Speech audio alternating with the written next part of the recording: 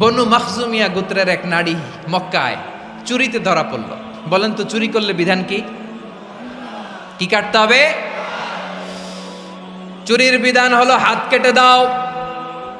তাও সেটা গোপনে নয়, প্রকাশ্যে জনসম্মুখে হাত কেটে দাও। বনু মাখজুমিয়া গোত্রের নারী যখন চুরিতে ধরা পড়ল, সাহাবারা চিন্তায় পড়ে গেলেন। সবেমাত্র মক্কার লোকেরা কালিমা পড়ে মুসলমান হয়েছে, ইসলামের আইন কানুন তেমন জানে না, ইসলামী শরিয়ার সাথে বেশি পরিচিত নয়। এখন যদি বিশ্বনবী চুরির যেই বিধান এটা যদি কায়েম করে হাত যদি কেটে দেয়, না জানি মক্কার লোকেরা আবার বিগড়ে যায়, না জানি মক্কার লোকেরা আবার মুরতাদ হয়ে যায়, না জানি মক্কার লোকেরা ইসলাম থেকে দূরে সরে যায়। চলো চলো, সাহাবীরা মিলে পরামর্শ করলেন, চলো বিশ্বনবীর কাছে যে বলি, ও নবী, শুধু কেবলমাত্র একমাত্র এই নারীর জন্য চুরির হাত কাটার বিধানটা আপনি একটু থামিয়ে দেন। চুরির হাত কাটার যে বিধান এইখানে একটু রহিত করে দেন, বাকিগুলা কইরেন মদিনাতে যে চলবে, কিন্তু মক্কায় এবারের জন্য মাফ করে দেন। কিন্তু কে বলবে? এই যে পরামর্শ, সাজেশন, এটা কে দিবে বিশ্বনবীর কাছে? সাহাবারা চিন্তায় পড়ে গেলেন।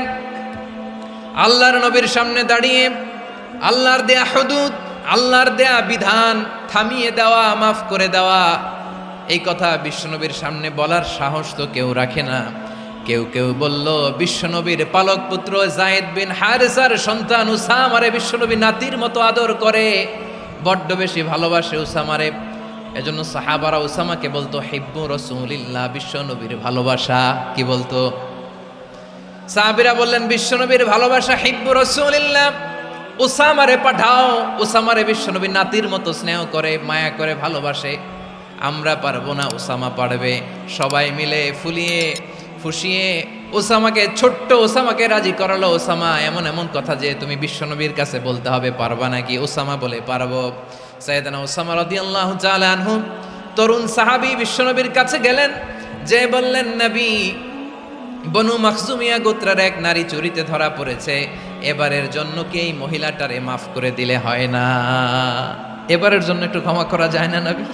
বিশ্বনবী বলেন, আতাশফাউ ফি হাদ্দিম মিন হুদুদিল্লাহ, তোমার এত বড় সাহস উসামা, তুমি আল্লাহর হাত, আল্লাহর দেয়া বিধান, এটার ব্যাপারে সুপারিশ করতে এসেছো? তোমরা কি জানো তোমাদের আগে যত কওম, যত গোত্র, যত জনপদ ধ্বংস হয়েছে তার কারণ ছিল তাদের মধ্যে গরিবরা অন্যায় করলে তারা বিচার করত, আর ধনীরা অন্যায় করলে তারা মাফ করে দিত। খবরদার! ওয়া আইমুল্লাহ লাউ আন্না ফাতিমাতা বিনতি মুহাম্মাদিন সারাকাত লাকাতা মুহাম্মাদুন ইয়াদাহা। বিশ্বনবী বললেন, ওরে ওসামা, বনু মাখজুমিয়ার ওই প্রেস্টিজিয়াস এন্ড ডিগনিফাইড ফ্যামিলির মেয়ে তো দূর কি বাত, অনেক দূরের কথা। জেনে রেখো ওসামা, আমার কলিজার টুকরা, নয়নের পুটুলি ফাতেমাও যদি মক্কার জমিনে আজকে এই চুরির দায়ে ধরা পড়তো, আমি বিশ্বনবী মুহাম্মাদুর রাসূলুল্লাহ ধরে ফাতেমার ডান হাতটা কেটে দিতে এক বিলম্ব দেরি করতাম না। ইন্নাল্লাহা ইয়া'মুরু বিল আদল, আমাদেরকে জাস্টিস শিখায় পশ্চিমারা, আমাদেরকে ইনসাফ শিখায়, আমাদেরকে সুশাসন শিখায়। আর ইনসাফ, সুশাসন, ন্যায় বিচার, সুবিচার, জাস্টিস কারে বলে বিশ্বনবীর বায়োগ্রাফি থেকে জেনে নাও। এই ছিল বিশ্বনবী ইসলামের আদালতের নমুনা। আপনি যদি সাইয়েদনা ওমর ফারুকের জীবনের দিকে তাকান, এমন কঠোর, এমন বীর সেনানী ছিলেন। সাইয়েদনা ওমর ফারুক যদি রাস্তার এই মাথা দিয়ে হাঁটা শুরু করতেন, শয়তান ওমর ফারুককে দেখলে ওই রাস্তা রেখে দিয়ে অন্য রাস্তা দিয়ে হাঁটতো। সুবহানাল্লাহ। ওমর ফারুক রাদিয়াল্লাহু তাআলা আনহু কি পার্সোনালিটি ছিল, কি পার্সোনালিটি! আমাদের এলাকায় ছোট বাচ্চারা রাতে ভাত খেতে চায় না, আমার মেয়েটাও খেতে চায় না। এটা দিব, ওইটা দিব, আজকে মাহফিলে আসার সময় বলে দিছে লিস্ট করে এটা এটা আনতে হবে। তো ছোট্ট বাচ্চাদের অনেক বায়না থাকে, ওরা রাতে খেতে চায় না। তো মায়েরা বিভিন্ন ভয় দেখায়, এই বাঘ আসবে, বাঘ আসবে খাও, এই ভূত আসবে, ভূত আসবে খাও। আপনারা কি বলেন চট্টগ্রামে? কি আসবে? হ্যাঁ, ভূত, ভূত, ভূত আসবে, বাঘ আসবে, খাও খাও খাও, তাড়াতাড়ি খাও। তো বাচ্চারা এগুলো শুনে ভয়ে খেতে শুরু করে। মদিনার জমিনেও একই ঘটনা ঘটতো। মদিনার ছোট্ট ছোট্ট সোনামণিরা খেতে চাইতো না। তো মায়েরা বলতো, হা হুয়া ইয়াতি উমর, হা হুয়া ইয়াতি উমর, ওই যে উমর আসতেছে, উমর। ওমরে ফারুকের কথা শুনলে বাচ্চারা একেবারে ঠান্ডা। সুবহানাল্লাহ পড়বেন না? প্রভু তুমি বলেছ রাসূল দেবে না, বলনি দেবে না ওমর, বলনি দেবে না হামজা তারিক, খালিদ বিজয় সমর। প্রভু তুমি বলেছ রাসূল দেবে না, বলনি দেবে না ওমর, বলনি দেবে না হামজা তারিক, খালিদ বিজয় সমর। প্রভু তুমি বলেছ রাসূল দেবে না। আল্লাহু আকবার। ওমরে ফারুক রাদিয়াল্লাহু তাআলা আনহু, ওনার কথা শুনলে গায়ের মধ্যে গুজবাম হয়, গায়ের পশমগুলো দাঁড়িয়ে যায়। সুবহানাল্লাহ বলেন। কি পার্সোনালিটি ছিল, কি ব্যক্তিত্ব ছিল। মুনাফিকরা ওমরে ফারুককে জমের মতো ভয় পেতেন। শয়তান, খুদ শয়তান এই রাস্তা দিয়ে আসলে শয়তান অন্য রাস্তা দিয়ে হাঁটতো। ওমরে ফারুক রাদিয়াল্লাহু তাআলা আনহুর জীবনে যদি দেখেন, তাহলে সেখানে আপনি আদালতের, ইনসাফের, সুশাসনের, জাস্টিসের নমুনা দেখতে পাবেন। কয়টা শুনবেন? সাইয়েদনা ওমরে ফারুকের রাদিয়াল্লাহু তাআলা আনহুর সন্তান আব্দুর রহমান মিশরে মদ খেয়ে মদ্যপ অবস্থায় ধরা পড়েছে। মদ খাওয়ার কারণে, মদ যদি কেউ পান করে আর যদি প্রমাণিত হয়, তার বিচার হলো 80 বেত। আওয়াজ করে বলেন কয় বেত? বাংলাদেশেও তো এই আইন আছে নাকি? বাংলাদেশে আছে? হ্যাঁ, মদ খাইলে 80 বেত, এই আইন বাংলাদেশে চালু হোক। আমরা চাই কি চাই না? চাই সবাই। এজন্যই তো ইসলাম ভাল লাগে না। ইসলামকে ভাল লাগে না। ইসলামকে আউট করে রাখতে পারলেই তো এরকম বড় বড় বোতল খাওয়া যায়। একেবারে সহজ, পানির মতো সহজ, হিসাব একেবারে সহজ। ওমরে ফারুক রাদিয়াল্লাহু তাআলা আনহুর ছেলে ভুল করে মদ পান করে ফেলেছিলেন। আব্দুর রহমান, ঘটনা ঘটেছে মিশরে। মিশরের গভর্নর তখন আমর ইবনুল আস রাদিয়াল্লাহু তাআলা আনহু। আব্দুর রহমানের ভাই যে গভর্নরকে বলল, গভর্নর যদি একটু দয়া করেন, খলিফার ছেলে আমার ভাই আব্দুর রহমান মদ্যপ অবস্থায় ধরা পড়েছে, জনসম্মুখে যদি আপনি বেত্রাঘাত করেন আমাদের প্রেস্টিজ থাকে না, যদি 80 বেত আপনি মারেন আমার কোনো কথা নাই, কিন্তু ঘরের ভেতরে মারেন। আব্দুর রহমানের ভাইয়ের সুপারিশ শুনে সাইয়েদনা আমর ইবনুল আস রাদিয়াল্লাহু তাআলা আনহু রাজি হয়ে গেলেন। ঘরের ভেতরে লোকচক্ষুর আড়ালে 80 বেত তিনি মানলেন। কিন্তু ঘটনাক্রমে এই কথা লুকিয়ে লুকিয়ে ঘরের ভেতরে 80 বেত মারার কথা সাইয়েদনা ওমর ফারুক মদিনা থেকে জানতে পারলেন। মদিনা থেকে তিনি ফরমান জারি করলেন, এই বিচার যেমনটি আমর ইবনুল আস আদায় করেছে, এটা প্রকৃতপক্ষে আদায় হয় নাই।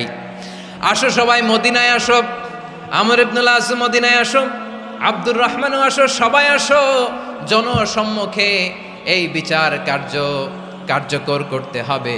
সাইয়েদনা ওমর ফারুক মসজিদে নববীর পিলারের মধ্যে নিজের ছেলেকে বাঁধলেন, আবার জনসম্মুখে 80টা বেত তার গায়ের মধ্যে মারলেন। মাজমুয়ে ফাতাওয়া ইবনে তাইমিয়া রাহিমাহুল্লাহ উনি এটা নকল করেছেন। এটা সবচেয়ে বিশুদ্ধ মত। আরো অনেক মত আছে, মারা গেছে কবরের উপর, ওগুলো বাদই দিলাম। কেমন খলিফা ছিলেন, কেমন খলিফা! পশ্চিমারা তোমরা জাস্টিস আমাদেরকে শেখাও,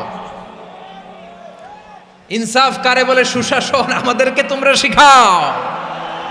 ওমরে ফারুক রাদিয়াল্লাহু তাআলা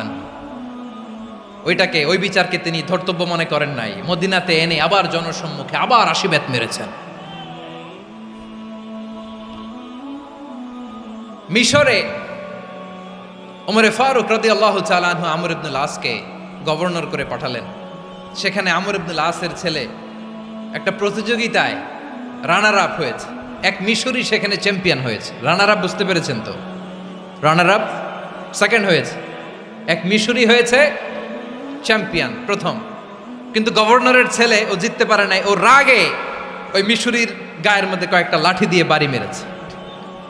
মিশরি যে মদিনাতে ওমরে ফারুকের কাছে বিচার দিলেন, আপনার গভর্নরের ছেলে অন্যায়ভাবে আমার গায়ে হাত তুলেছে।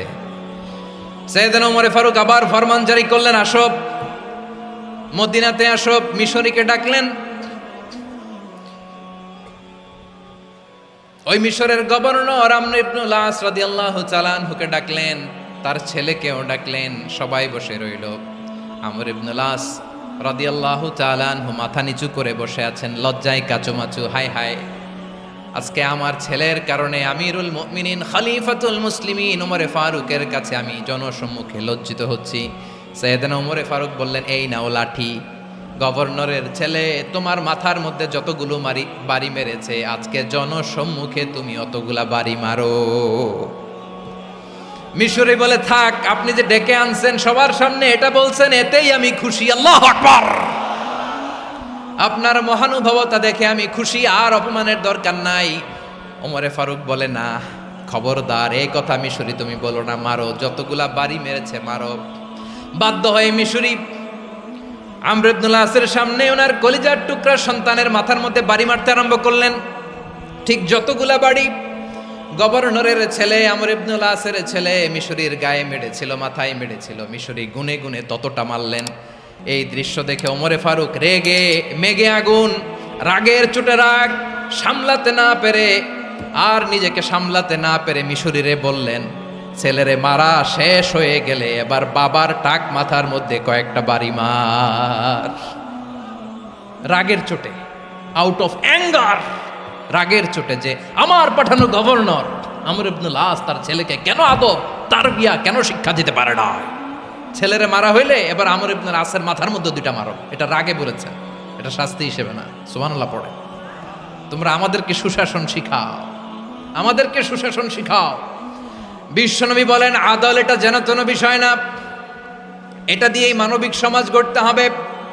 আল্লাহ তাআলা কিয়ামতের কঠিন ময়দানে, যেদিন স্বামী স্ত্রীকে চিনবে না, স্ত্রী স্বামীকে দেখে পালিয়ে যাবে, বন্ধু বন্ধুরে চিনবে না, পীর সাহেব মুরিদরে চিনবে না, মুরিদ পীর সাহেবরে চিনবে না, দলের কর্মী তার নেতারে চিনবে না, নেতা তার কর্মীরে চিনবে না, বন্ধু বন্ধুরে দেখে পালাবে। এই কঠিন মুহূর্তে সূর্যটা মাথার কাছে চলে আসবে, জমিনটা তামার জমিন হবে, আজকের জমিনের মতো নয়।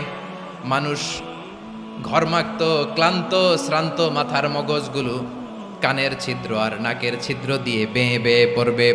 বিশ্বনবী ফরমান, কিয়ামতের ওই কঠিন ময়দানে 7 শ্রেণীর ব্যক্তিকে রব্বুল আলামিন তার আরশের নিচে ছায়া দিবেন। তার মধ্যে প্রথম শ্রেণীর ব্যক্তি হলো ইমামুন আদিল। ইমামুন আদিল, ন্যায়পরায়ণ শাসক, যে ইনসাফের সাথে বিচার করে, যে জাস্টিস সমাজে সার্ভ করে, যে সুশাসন নিশ্চিত করে, ওই ইমামুন আদিল। আদিল শব্দটা বুঝছেন না? ইন্নাল্লাহা ইয়া'মুরু বিল আদল, পাইছেন? আদিল। 7 শ্রেণীর ব্যক্তিকে আল্লাহ তাআলা সুশীতল আরশের নিচে ছায়া দিবেন, যেদিন তার দেয়া ছায়া ছাড়া কোনো ছায়া থাকবে না। এর প্রথম হচ্ছে ইমামুন আদিল, ন্যায়পরায়ণ শাসক। চিল্লায় বলেন সুবহানাল্লাহ। আবার বিশ্বনবী বললেন, ইন্নাল মুকসিতিনা ইনদাল্লাহি আলা মানাবিরা মিন নূর আন ইয়ামিনির রহমান। কিয়ামতের দিন যারা ন্যায়পরায়ণ হিসেবে আল্লাহর সামনে দাঁড়াবে, কিয়ামতের দিন রব্বুল আলামিন তার আরশের ডান দিকে ওই ন্যায়পরায়ণ লোকদের জন্য আরশের ডান দিকে একটা নূরের মিম্বারে তাদেরকে বসার সুযোগ করে দিবে। আল্লাহর আরশের ডান দিকে ন্যায়পরায়ণ লোকদের জন্য আল্লাহ তাআলা নূরের মিম্বার বানাবে। 4টে কেন কথা মনে করেছেন? আল আদাল, জাস্টিস। ইন্নাল্লাহা ইয়া'মুরু বিল আদল। আল্লাহ তাআলা এই আদালতের নির্দেশনা দেয়, সুবিচার, সুশাসন।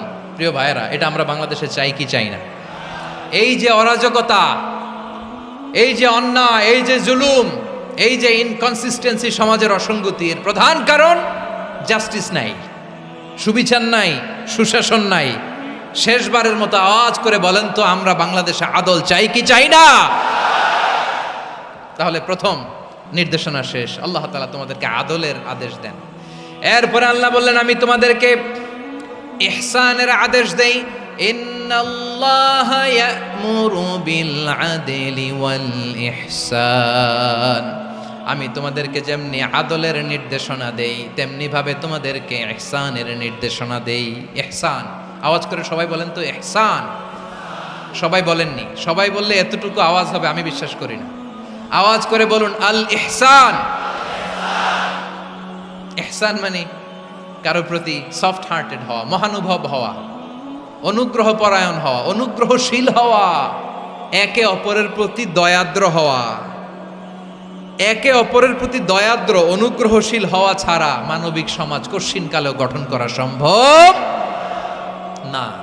প্রিয় ভাইয়েরা, সুন্দর আচরণ দিয়ে, ইহসান দিয়ে যা জয় করা যায়, নরম আচরণ দিয়ে যেটা অর্জন করা যায়, কঠোরতা দিয়ে সেটা পারা যায় না। বিষ্ণু ঈসা ইসলাম ইহসান দিয়ে, কোমল আচরণ দিয়ে, তার অনুগ্রহ দিয়ে তিনি অনেক কাফিরের হৃদয়কে জয় করে ফেলেছেন। সাইয়েদনা সুমামা ইবনে উসাল রাদিয়াল্লাহু তাআলা আনহুর কথা মনে পড়ে যায়। তিনি ছিলেন ইয়ামামার বাদশা। মদিনাতে বিশ্বনবীকে হত্যা করার নিয়তে এসেছিলেন। গোপনে গোপনে বিশ্বনবীকে হত্যা করে আবার ইয়ামামাতে তিনি ফিরে যাবেন। কিন্তু কি অবাক করা কাণ্ড, হত্যা করতে পারে নাই, সাহাবাদের হাতে তিনি ধরা পড়ে গেলেন। সাইয়েদনা সুমামা ইবনে উসাল রাদিয়াল্লাহু তাআলা আনহু হত্যার নিয়তে আসলেন, কিন্তু হত্যা করতে পারলেন না। সাহাবারা ওনাকে ধরে ফেললেন, ধরে মসজিদে নববীর পিলারের মধ্যে বেঁধে রাখলেন। সুমামা ইবনে উসাল, সিরাত থেকে শোনেন, সিরাত থেকে শোনাচ্ছি, রাদিয়াল্লাহু তাআলা আনহু ইয়ামামার অধিপতি ছিলেন। ইয়ামামা বিশ্বনবীকে হত্যার জন্য আসছেন, ধরা পড়ে গেছেন, এখন মসজিদে নববীতে বেঁধে রাখছে, তার মানে বন্দী। এখন স্ট্যাটাস কি? বন্দী, ক্যাপটিভ। তো বিষ্ণু ঈসা ইসলাম সাহাবাদেরকে বললেন, তার খোঁজ খবর নিও, সুমামা ইবনে উসালের খোঁজ খবর নিও। সাহাবারা বলেন, ইয়া রাসূলুল্লাহ, আপনাকে হত্যা করতে এসেছে, তার তো কঠিন ক্যাপিটাল পানিশমেন্ট হওয়া দরকার, কঠিন শাস্তি হওয়া দরকার। বিশ্বনবী বললেন, না, আমি যেটা জানি তোমরা সেটা জানো না, তোমরা সুমামার সাথে ভালো আচরণ করো। বিশ্বনবী সুমামার কাছে গেলেন। প্রথম দিন যে তিনি কালেমার দাওয়াত দিলেন, ইমানের দাওয়াত দিলেন, ইসলামের দাওয়াত দিলেন, রিসালাতের দাওয়াত দিলেন, আখিরাতের দাওয়াত দিলেন। পরের দিন যে বিশ্বনবী সালাতের দাওয়াত দিলেন, যাকাতের দাওয়াত দিলেন, ইসলাম কি, কিভাবে, কেমন করে পালন করতে হয় চমৎকার আর্টিকুলেট করতে শুরু করলেন। তন্ময় হয়ে সুমামা ইবনে উসাল রাদিয়াল্লাহু তাআলা আনহু বিশ্বনবীর কথাগুলো শুনতে আরম্ভ করলো। একদিন নয়, 2 দিন নয়, টানা 3 দিন বিশ্বনবী সুমামার কাছে ইসলামকে প্রেজেন্ট করেছেন, উপস্থাপন করেছেন। আওয়াজ করে বলেন, কয় দিন? 3 দিন। 3 দিন মসজিদে নববীতে বাঁধা। আর সাহাবীদেরকে বললেন, তার খোঁজ খবর নিও, তোমরা যে রুটি বানাও এর মধ্যে সবচেয়ে ভালো আটার রুটিটা তারে দিও, সবচেয়ে রিফাইন্ড খেজুর, যেটা পিওর খেজুর, এটা তারে দিও। আর বিশ্বনবী নিজের উট থেকে দুধ দহন করে ওনার বাড়ির এক কর্মচারীকে বলেছেন, দুধ দহন করে সুমামার জন্য নিয়ে যেও। সুবহানাল্লাহ পড়বেন না? সবাই তো অবাক, ইয়ামামা থেকে আসছে নবীকে হত্যা করতে, বিশ্বনবী দেখে তারে জামাই আদর করে, তাকে মজার মজার খাবার দিও, দুধ দিও, আদর আপ্যায়ন করো। 1 দিন নয়, 2 দিন নয়, টানা 3 দিন বিশ্বনবী এভাবে সুমামার কাছে যেয়ে ইসলামকে প্রেজেন্ট করতে আরম্ভ করলেন, ইসলামকে উপস্থাপন করতে শুরু করলেন। আর তাকে চমৎকার এন্টারটেইনমেন্ট, আপ্যায়ন দিতে আরম্ভ করলেন। টানা 3 দিন যখন ইসলামের দ্য বিউটিজ অফ ইসলাম, ইসলামের সুমহান বাণী, সৌন্দর্য তার কাছে উপস্থাপন শেষ, তাকে আপ্যায়ন শেষ, বিশ্বনবী বললেন সাহাবেদেরকে, যাও এবার সুমামার হাতের পায়ের রশি দুটো খুলে দাও। তারা বললেন, ইয়া রাসূলুল্লাহ, কি বলেন আপনি? ও তো হত্যাকারী, সুযোগ পায় নাই, আপনারে মারতে পারে নাই, ছেড়ে দিলে আবার ও আপনার উপর তলোয়ার নিয়ে ঝাঁপিয়ে পড়বে। নবী, এই সিদ্ধান্ত আপনি নিতে যাবেন না। বিশ্বনবী বললেন, যেটা বলেছি সেটা করো, সুমামার রশিগুলো ছেড়ে দাও, সুমামার হাতে পায়ের রশিগুলো যে তোমরা খুলে দাও।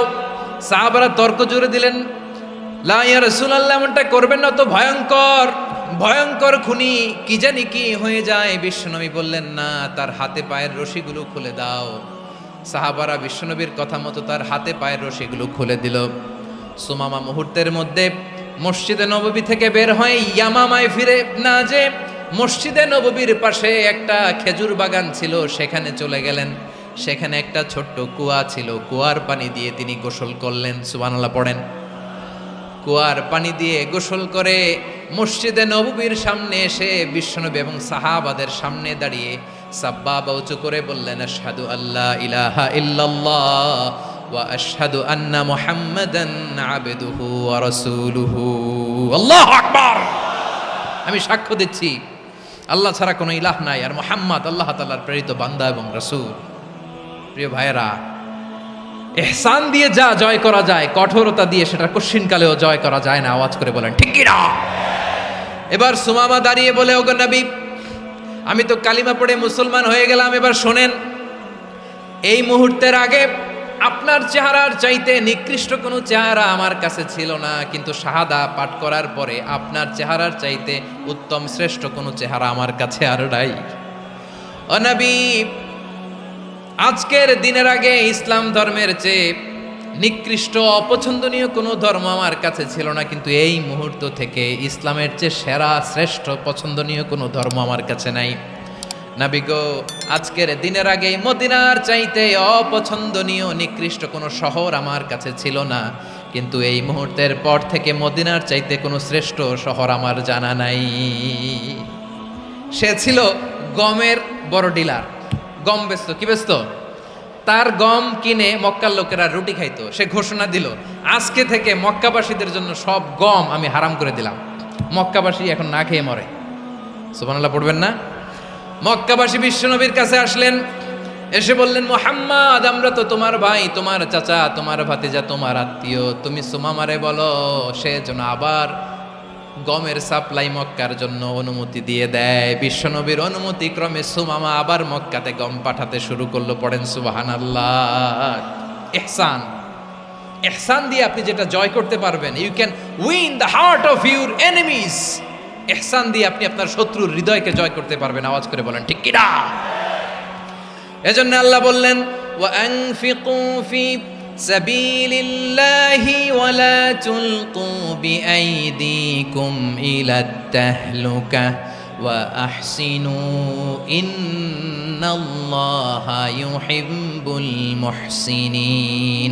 তোমরা আল্লাহর রাস্তায় দান করবে আর নিজেরা নিজেদেরকে ধ্বংসের হাতে ঠেলে দিও না। তোমরা একে অপরের প্রতি ইহসান করবে, কারণ ইহসানকারীদেরকে আল্লাহ বড্ড ভালোবাসেন। সুবহানাল্লাহ পড়েন।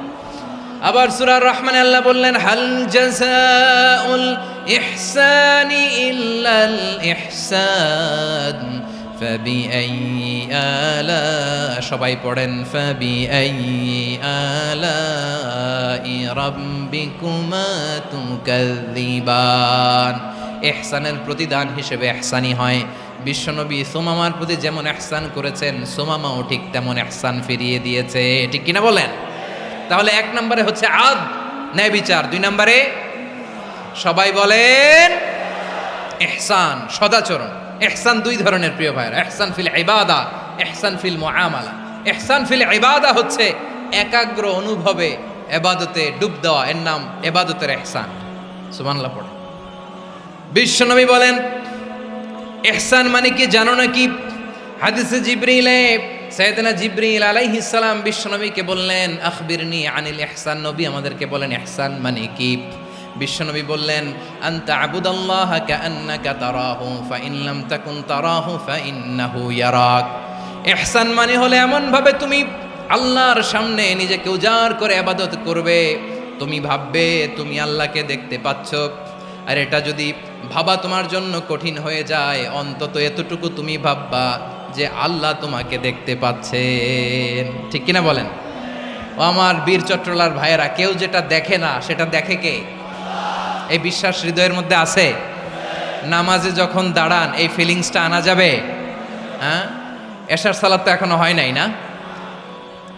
আলোচনা শেষে এশার সালাত এখানে অনুষ্ঠিত হবে, তাই না? আচ্ছা বলুন তো, আমরা এশার সালাত পর্যন্ত বেঁচে থাকবো এই গ্যারান্টি আছে কার কার? হাত তোলেন। কয়েকজন হাত তুলছে পেছনে, না বুঝে তুলে ফেলছে। এশা পর্যন্ত যে আমরা হায়াত পাবো কোনো গ্যারান্টি আছে? সবাই আওয়াজ করে বলেন গ্যারান্টি আছে? গ্যারান্টি নাই। এই জন্য বিষ্ণু ইসলাম বলেছে, এমনভাবে নামাজে দাঁড়াও, ইবাদত করো, মনে করো হতে পারে এটাই আমার জীবনের শেষ নামাজ। Perform the Salah as if this is your last and final prayer. এমনভাবে সালাতে দাঁড়াও, ভাবো হতে পারে এটাই তোমার জীবনের শেষ নামাজ। এমনভাবে নামাজে দাঁড়াও, ভাবো এটাই শেষ নামাজ। তাহলে নামাজে একাগ্রতা বাড়ায় দিবে কে? ফলে ইবাদতের ইহসান আমাদের অর্জিত হবে। আর মুআমালাতে ইহসান হলো, বিশ্বনবী বলেন, ইন্নাল্লাহা তাবারাকা ওয়া তাআলা কাতাবাল ইহসানা আলা কুল্লি শাই ফাইদা কাতালতুম ফাআহসিনুল কিতলা ওয়া ইযা যাবাহতুম ফাআহসিনুয যাবহা ওয়ালিউহিদ্দা আহাদুকুম শাফরাতাহু ওয়ালিউরিহ যাবিহাতাহু। ইহসান দুই ধরনের, আওয়াজ করে বলতে হবে। কয় ধরনের? সবাই বলুন আওয়াজ করে, কয় ধরনের? একটা হচ্ছে ইহসান ফিল ইবাদা, ইবাদতে ইহসান। ইবাদতে ইহসান কি? একাগ্র অনুভব দিয়ে ইবাদত করা, মন প্রাণ দিয়ে ইবাদত করা। আর মুআমালাতে ইহসান কি? সব কাজে, দৈনন্দিন কাজে, কর্মে, সামাজিক অ্যাক্টিভিটিতে কোমলতা প্রদর্শন করা, অনুগ্রহের সাথে সবকিছু করা। আল্লাহ তাআলা ইন্নাল্লাহ তাবারাকা ওয়া তাআলা কাতাবাল ইহসান আলা কুল্লি শাই, তিনি সব কিছুর ব্যাপারে ইহসানকে আবশ্যক করেছেন, সব কিছুতে। মুমিনের সব কাজে ইহসানের পরশ থাকবে। ওয়া ইযা কাতালতুম ফাহসিনুল কিতলা, বিষ্ণুই বলেন তুমি যখন কাউকে হত্যা করো ইহসানের সাথে করো। সুবহানাল্লাহ পড়বেন না? যখন হত্যা করো তখনও ইহসানের সাথে। আচ্ছা হত্যা করবো আবার ইহসান আসবে করতে করে, তো মেরেই ফেলবো আমি। আল্লাহ, ও ভাই একজন খুন করেছে, খুনি, রাষ্ট্রীয় আইনে তার শাস্তি হয়েছে ডেথ পেনাল্টি, মৃত্যুদণ্ড। এখন মৃত্যুদণ্ড দেখে আপনি যেমনি মন চায় তেমনি মারবেন লোকটারে? ওর নাক কেটে ফেলতে পারবেন? ওর কান কাটতে পারবেন? ওর চোখ উপড়ে ফেলতে পারবেন আপনি? যেমন মন চায় তার অঙ্গহানি করা যাবে না। ইহসানের সাথে তাকে হত্যা করো। সুবহানাল্লাহ, this is Islam, this is the true essence of Islam. ওয়া ইযা যাবাহতুম ফাহসিনুয যাবহা, যখন জবাই করবে তখনও ইহসানের সাথে জবাই করো। করব জবাই, ওইখানেও নাকি ইহসান। আচ্ছা কুরবানির দিন আমরা পশুগুলোরে কি করি বলেন সবাই আওয়াজ করে? জবাই। জবাই মানে তো এটার মেরেই ফেলতেছি, একটু পরে তো টুকরো টুকরো করে গোশতগুলো খাবো, এটা তো খাবো, এটা তো মেরেই ফেলবে। বিষ্ণু বলে না, জবাইয়ের মধ্যেও মুমিনের জবের ভেতরেও ইহসানের পরশ থাকা চাই। যখন জবাই করবে প্রাণীটাকে হাত পা টাইট করে বেঁধে নাও, ছুরিটাকে শার্পেন করে নাও, ধারালো করে নাও, যাতে অল্প সময়ে জবাইটা হয়ে যায়, প্রাণীটা যাতে কম কষ্ট পায়। সুবহানাল্লাহ পড়ে। দিস ইজ কল্ড ইহসান। ইহসান আল্লাহ তাআলা যেমনি আদলের আদেশ করেছেন, ন্যায় বিচার, জাস্টিস এনশিওর করতে বলেছেন, সমাজে ইহসানের ব্যবহার, ইহসানের অনুশীলন তিনি করতে বলেছেন। এজন্য মুমিনের প্রতিটি কাজে, আমার চট্টগ্রামের ভাইয়েরা আমার দিকে তাকান, খেয়াল করে শুনুন, মুমিন জীবনের প্রতিটি কাজে ইহসানের পরশ থাকা চাই। আমরা যেন আমাদের পরিবারের প্রতি ইহসান করি, আমরা যেন আমাদের কর্মচারীদের প্রতি ইহসান করি, আমরা যেন আমাদের কলিগদের প্রতি ইহসান করি, আমরা যেন আমাদের ভাইদের প্রতি ইহসান করি। মুমিন জীবনের প্রতি কাজে ইহসানের পরশ থাকার দরকার আছে না নাই? কথা বুঝতে পেরেছেন? তাহলে আল্লাহ তাআলার তিনটা আদেশ ছিল, কয়টা গেল? ভুলে গেছে, ভুলে গেছে চট্টগ্রাম। তিনটা আদেশের মধ্যে কয়টা বললাম? প্রথমে কি ছিল? আদল। 2 নম্বরে, 3 নম্বরে রব্বুল আলামিন বললেন ওয়া ইতা ইদিল কুরবা, নিকটাত্মীয়দেরকে দান করো। নিকট আত্মীয়দেরকে দাও, যারা তোমাদের ব্লাড কানেকশনের আত্মীয় তাদেরকে তোমরা দাও। এখানে জেনারেলি বললেন দাও, কি দিব সেটা তিনি এখানে বলেন নাই, সেটা তিনি সূরাতুল ইসরার মধ্যে বলেছেন। আল্লাহ বলেন ওয়া আতিদাল কুরবা হাক্কা, নিকট আত্মীয়দেরকে তাদের অধিকার, তাদের প্রাপ্য তোমরা বুঝিয়ে দাও। দেখেন, একটা শান্তির সমাজ, একটা সমৃদ্ধ সমাজ, একটা মানবিক সমাজ গঠনের জন্য আল্লাহ তাআলা বেশি না, মাত্র 3টা অর্ডার, 3টা ভার্ডিক্ট তিনি জারি করেছেন। 1 নাম্বার সুশাসন, ন্যায় বিচার। 2 নাম্বার ইহসান। 3 নাম্বার নিকটাত্মীয়, যারা কাছের, তোমার ভেরি ক্লোজ রিলেশনশিপে আছে, তাদেরকে দাও। দাও, দিলে বাড়িয়ে দেয় কে? অনেকে দিতে চায় না, কৃপণতা করে। দিলে বাড়ায় দেয় কে? ও মিয়া, মদিনার মধ্যে সবচাইতে গরিব সাহাবী ছিল বেলাল রাদিয়াল্লাহু তাআলা আনহু। ওনার এন্টায়ার অ্যাসেট, সম্পদের পরিমাণ কতদূর জানেন? একটা লুঙ্গি।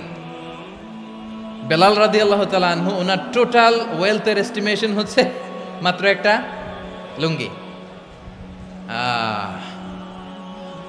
একটা লুঙ্গি, টোটাল ওয়েলথ এস্টিমেশন, টোটাল সম্পদের পরিমাণ বেলাল রাদিয়াল্লাহু তাআলা আনহুর কি ছিল? কথা বুঝে নাই বোধহয়। কি ছিল? ওই বেলাল রাদিয়াল্লাহু তাআলা আনহুকে বিষ্ণু ইসলাম বলেছেন আনফিক ইয়া বেলাল, ও বেলাল তুমিও দাও।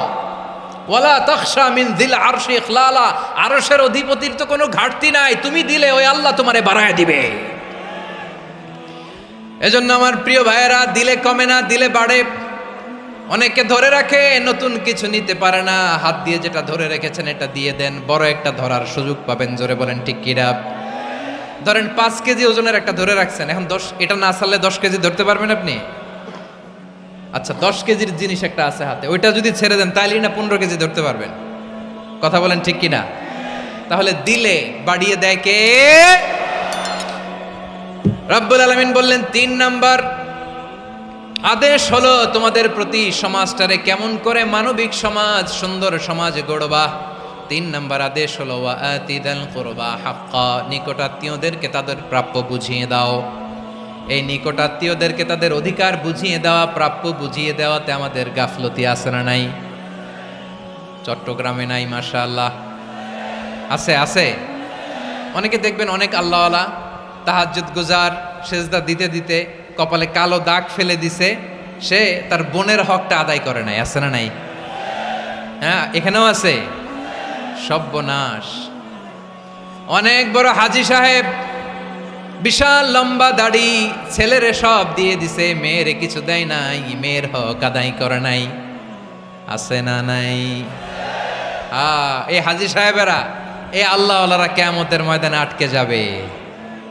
আপনি অন্যের অধিকার নষ্ট করেছেন, তাদের রাইটসকে ভায়োলেট করেছেন। এজন্য আল্লাহ তাআলা বলেন, কারো অধিকার যদি কেউ নষ্ট করে, ওই সমাজটা মানবিক সমাজ কঠিনকালেও হতে পারে না। এজন্য 3 নম্বর আল্লাহ বললেন ওয়া ইতা ইদিল কুরবা, নিকটাত্মীয়দেরকে দাও। কি দিবা? তাদের অধিকার দিয়ে দাও। বোনের অধিকার বুঝিয়ে দাও, মেয়ের অধিকার বুঝিয়ে দাও, ফুফুর অধিকার বুঝিয়ে দাও। দেখবেন অনেক মায়েরা ছেলের পাতে মুরগির রান দেয়, মেয়ের পাতে দেয় মুরগির ঠ্যাং। এরকম আছে না নাই? ছেলেরা কি দেয়? মুরগির। মেয়ের পাতে কি দেয়? তো মেয়ের কি মুরগির রান খেতে মনে চায় না? মনে চায় না? এমনটা করা যাবে না। নিকটাত্মীয়দেরকে অধিকার দিয়ে দাও, নিকটাত্মীয়ের সাথে সুসম্পর্ক রাখো। আদেশটা কার? এজন্য প্রিয় ভাইয়েরা, জীবনে যদি বারাকা অর্জন করতে চান, নিকটাত্মীয়দের সাথে সুসম্পর্ক রাখতে হবে, তাদের জন্য উপহার পাঠাতে হবে। বিশ্বনবী বলেন লা ইয়াদখুলুল জান্নাতা কাতে, যে ব্যক্তি আত্মীয়তার সম্পর্ককে ছিন্ন করে দেয়, সে কঠিনকালেও আল্লাহর জান্নাতে ঢুকবে না। আপনি কি এটারে সহজ হাদিস মনে করছেন? এটা সহজ কথা? আপনি ভাবছেন আপনার নামাজ আপনারে বাঁচাতে পারবে, আপনার রোজা বাঁচাতে পারবে, আপনার তাহাজ্জুদ আপনারে বাঁচাতে পারবে? আপনি অধিকার নষ্ট করলে কিছুই আপনারে বাঁচাতে পারবে না। এজন্য নিকট আত্মীয়দেরকে দিতে হবে বেশি বেশি। বিশ্বনবী বলেন ইন্না সাদাকাতা আলাল মিসকিনি সাদাকা ওয়া আলা যির রাহিমি ইসনাতান সাদাকাতুন ওয়া সালা।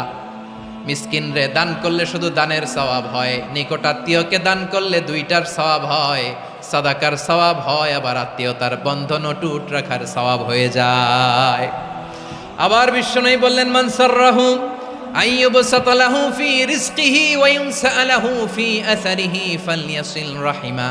যে ব্যক্তি তার রিজিকের প্রশস্ততা চায় আর হায়াতে বরকত চায়, সে যেন তার আত্মীয়ের সাথে সুসম্পর্ক রাখে। আমার প্রিয় চট্টলার ভাইয়েরা, আমাদের রিজিক বাড়ুক, এটা আমরা চাই কি চাই না? সবাই চান? হ্যাঁ, আমাদের রিজিকে প্রশস্ততা আসুক, চাই কি চাই না? আমাদের হায়াতে বরকত আসুক, আমরা চাই কি চাই না? এই 2টা যদি চান, তাহলে নিকটাত্মীয়দের সাথে সুসম্পর্ক রাখবেন, পারবেন? তাহলে সমাজটারে মানবিক সমাজ বানায় দিবে কে? 3টা আদেশ চলে গেল। কয়টা? আওয়াজ করে বলেন। 1 নম্বরে কি ছিল? 2 নম্বরে?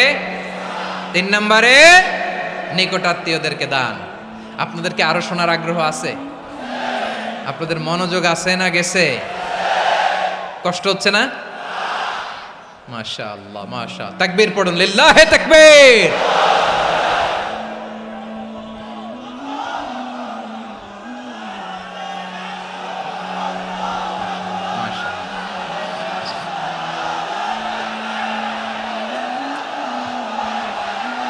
আমার প্রিয় ভাইয়েরা, আল্লাহ তাআলা 3টা জিনিসের যেমনি আদেশ করেছেন, অনুরূপভাবে 3টা বিষয় তিনি বারণ করেছেন, নিষেধ করেছেন। ওগুলোর কাছেও যাওয়া যাবে। শুনবেন। রাব্বুল আলামিন বলেন ওয়ায়ানহা আনিল ফাহশাই ওয়াল মুনকারি ওয়াল বাগি আমি যেমনি 3টি বিষয়ে আদেশ করলাম, অনুরূপভাবে 3টি বিষয়ে বারণ করলাম, নিষেধ করলাম। আমার 1 নাম্বার নিষেধাজ্ঞা হলো অশ্লীলতার প্রতি। ফাহশা ওয়া ইয়ানহা আনিল ফাহশা, আল্লাহ তাআলা অশ্লীলতাকে নিষেধ করেছেন। কোন জিনিসকে? সবাই বলুন, কোন জিনিসকে? যত ধরনের, যত টাইপের, যত ক্যাটাগরির অশ্লীলতা হতে পারে সব অশ্লীলতাকে হারাম করেছেন কে? ফাহশা মানে কি? কথায়, কাজে, আচরণে, কমেন্ট, ফেসবুকের কমেন্টসে যত ধরনের নোংরামো আছে, যত ধরনের অশ্লীলতা আছে, এটাকে আরবিতে বলে ফাহশা। এটাকে কি বলে? রাব্বুল আলামিন বলেন, কুল ইন্নামা হাররামা রাব্বিয়াল ফাওয়াহিশা মা যাহারা মিনহা ওয়া মা বাতান। ও নবী, আপনি বলে দেন, আমার রব প্রকাশ্য, অপ্রকাশ্য, স্পষ্ট কিংবা অস্পষ্ট, দৃশ্যমান কিংবা অদৃশ্যমান সব অশ্লীলতাকে হারাম করেছেন। সব ধরনের অশ্লীলতা হারাম, সব ধরনের। আল্লাহ তাআলা আমাদেরকে অশ্লীলতা থেকে বাঁচান, অশ্লীলতা থেকে তিনি আমাদেরকে হেফাজত করুক। পড়েন আমিন। এবার বলেন, আমাদের সমাজে অশ্লীলতা আছে না নাই? চট্টগ্রামে নাই? আমি কই নাই, ওনারা বলে আছে। দেখছেন, আমি সামহাও বাঁচায় দেওয়ার ট্রাই করতেছি, আমি সামহাও বাঁচায় দেওয়ার ট্রাই করতেছি, ওনারা বলে আছে। অশ্লীলতা নানা ভাবে, নানা নামে, নানা মোড়কে আমাদের সমাজে আছে না নাই? সংস্কৃতির নামে, ফ্যাশনের নামে, বিনোদনের নামে, উপন্যাসের নামে, কনসার্টের নামে অশ্লীলতা আছে না নাই? আপনি দেখেছেন কনসার্টগুলোর অবস্থা? এই যে আতিফ আসলাম যে আসছে আমাদের দেশে, তারপর কে কে আসছে, আমাদের তরুণ তরুণীরা, আমাদের যুবক যুবতীরা, আমাদের জেনজিরা, কি অবস্থা ওইখানে? হ্যাঁ, কি অবস্থা? কে বাঁচাবে ওদের? কে রক্ষা করবে ওদের ইমানের, ওদের চরিত্রের হেফাজতের গ্যারান্টি কে দিবে? কনসার্টের নামে অশ্লীলতা আছে না নাই? ছেলে মেয়ে একে অপরকে জড়ায় ধরতেছে, একে অপরকে চুমো খাচ্ছে, প্রকাশ্যে, দিবালোকে, গণমানুষের সামনে। আল্লাহ তাআলা এই অশ্লীলতা থেকে আমাদেরকে বেঁচে থাকতে বলেছেন, বেঁচে থাকতে বলেছেন। রূপালী জগতের নামে অশ্লীলতা আছে না নাই? এই টার্মটা আপনারা জানেন না? রূপালী জগৎ কি জগৎ? আসলে কি রূপালী জগৎ না অন্ধকার জগৎ? আমার বোনেরা, আপনাদেরকে যে কি বলে তারা বুঝায়, রূপালী জগৎ শুনেই আপনি ভরকে যাবেন না। রূপালী জগতে যে নারী যত বেশি উলঙ্গ, সে নাকি তত বেশি সাহসী। জানেন, বলে এটা একটা সাহসী নারী, খুব সাহসী পদক্ষেপ তার। যত বেশি শরীর থেকে কাপড় নামাতে পারবে, যত বেশি বস্ত্রহীন হয়ে নিজেকে প্রেজেন্ট করতে পারবে, সে নাকি তত বেশি সাহসী। আমার চট্টলার ভাইয়েরা, শয়তানের প্রথমে এজেন্ডা ছিল বনি আদমকে বস্ত্রহীন করা। সে আদম এবং হাওয়া আলাইহিস সালামকে নিষিদ্ধ গাছের ফল খাইয়ে তাদেরকে বস্ত্রহীন করেছে। এই জামিনেও সে আমাদেরকে বস্ত্রহীন করতে চাইবে। এই রূপালী জগতের নামে তারা এটা করে। আমার প্রিয় বোনেরা, আপনি জানেন না আপনার দাম কত। ওরা আপনাদেরকে বিজ্ঞাপনের সস্তা পণ্য বানাতে চায়। ওরা আপনাদেরকে ওদের ভোগের লিপসার টুলস বানাতে চায়। ওরা আপনাদেরকে দিয়ে ওদের খায়েশ পূরণ করতে চায়। এটা আপনাদের জন্য মোটেও ডিগনিটি নয়, এটা আপনাদের জন্য সম্মান নয়। আপনার সম্মান শালীনতায়, আপনার সম্মান হেজাবে, আপনার সম্মান ভদ্রতায়, আপনার সম্মান আপনার ডিসেন্ট পোশাকে। পোশাক বলে দেয় এই নারীটা ভদ্র না অভদ্র। পোশাক বলে দেয় এই মেয়েটা কোন ঘরের মেয়ে। আওয়াজ করে বলেন ঠিক কিনা?